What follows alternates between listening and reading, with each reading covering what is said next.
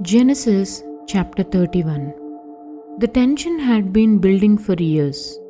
Jacob had served Laban faithfully, yet he could feel the shift. Laban's sons were whispering, accusing him of stealing their father's wealth, and Laban's once friendly gaze had turned cold. In the quiet of the fields, God's voice came to Jacob. Return to the land of your fathers and to your relatives, and I will be with you. Jacob knew the time had come.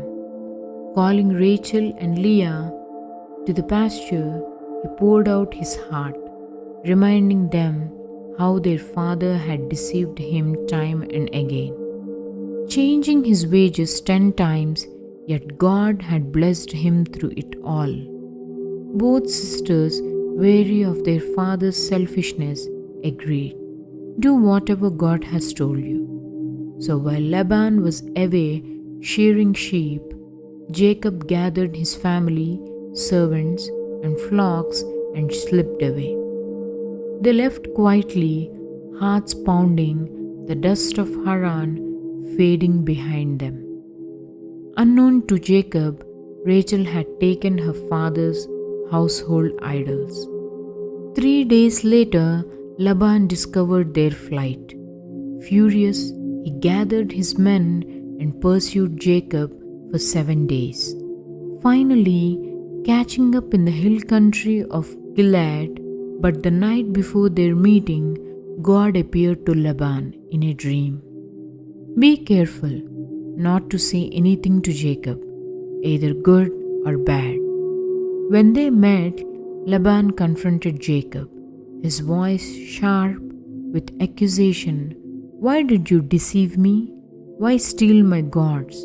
Jacob defended himself, explaining his fear and declaring his innocence. Yet, when Laban searched every tent, Rachel cleverly hid the idols in a camel's saddle and pretended she could not rise, and Laban found nothing. Then Jacob's patience broke. Years of frustration poured out. How he had endured scorching days, freezing nights, and sleepless years, never taking so much as a lamb without cause. "If the God of my father had not been with me, you would have sent me away empty-handed.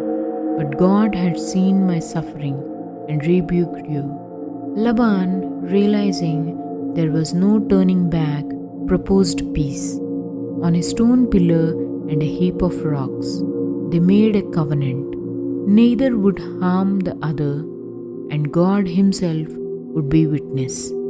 They shared a meal there in the mountains, and the next morning Laban kissed his daughters and grandchildren goodbye.